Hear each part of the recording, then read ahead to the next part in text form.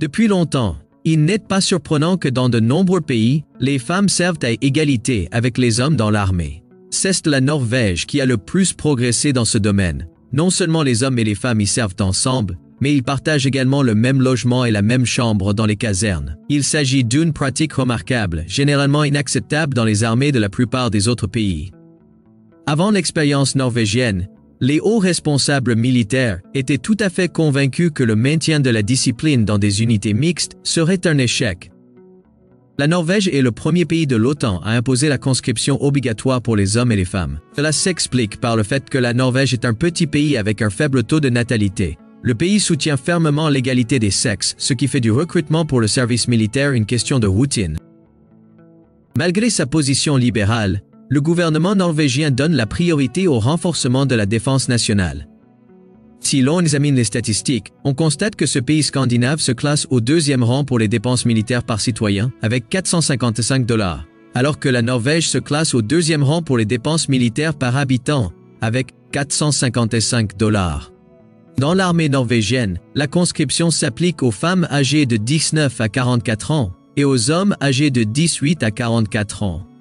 La période de service est officiellement de 19 mois, mais dans la pratique, elle dure rarement plus d'un an. Outre, près de la moitié des conscrits sont affectés à la garde nationale, où la période de service est de 7 mois, divisée en plusieurs intervalles relativement courts. Dans l'armée norvégienne, le service est effectué sur la base d'un contrat. Bien que la conscription soit obligatoire, il existe également une option de service alternatif. Cependant, seuls 4 des conscrits optent pour cette option. En Norvège, la croyance populaire veut que chaque homme passe au moins un hiver dans l'armée. La Norvège est désormais le 4e pays au monde où les femmes sont légalement tenues de servir dans l'armée. Auparavant, seul Israël, la Corée du Nord et la Malaisie disposaient d'une telle obligation. En Norvège, les femmes assument les mêmes rôles de combat que les hommes, participent à des séances d'entraînement spéciales communes dans les camps d'entraînement et obtiennent les mêmes grades. Récemment, la Norvège a pris la décision d'intégrer les casernes masculines et féminines, permettant ainsi aux deux sexes d'être logés ensemble. Au début, les hommes se sont montrés très prudents, beaucoup exprimant ouvertement leur malaise à l'idée de partager leur chambre avec des femmes. Pourtant, les soldats se sont adaptés étonnamment vite à cette nouvelle réalité. Ici, l'égalité n'est pas une simple expression. Les hommes se rendent compte que les femmes les égalent en termes d'endurance, de courage et de persévérance. Tout le monde est soldat, quel que soit son sexe, ce qui rend les casernes plus agréables. En outre, les cas de harcèlement sexuel ont cessé de se produire dans l'armée norvégienne. Cela n'est pas seulement dû à des sanctions strictes, mais aussi à des normes culturelles élevées et au respect de la loi.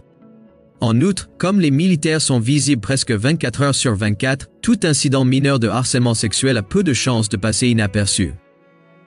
En ce qui concerne les règles de la vie quotidienne, le libéralisme se manifeste également dans ce domaine. Par exemple, les hommes et les femmes sont autorisés à avoir les cheveux longs, mais il est important qu'ils soient attachés en queue de cheval ou tressés. Les cantines proposent même un menu végétarien.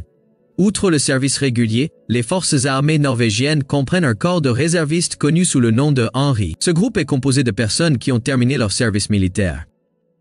Chaque membre conserve chez lui ses armes, ses uniformes et un équipement de camping complet. En cas de menace extérieure, une armée régulière composée de 29 400 soldats peut être rapidement complétée par une force supplémentaire de 300 individus, prêts à défendre leur patrie. L'expérience norvégienne a été considérée comme un succès, et d'autres pays envisagent maintenant d'introduire une solution similaire.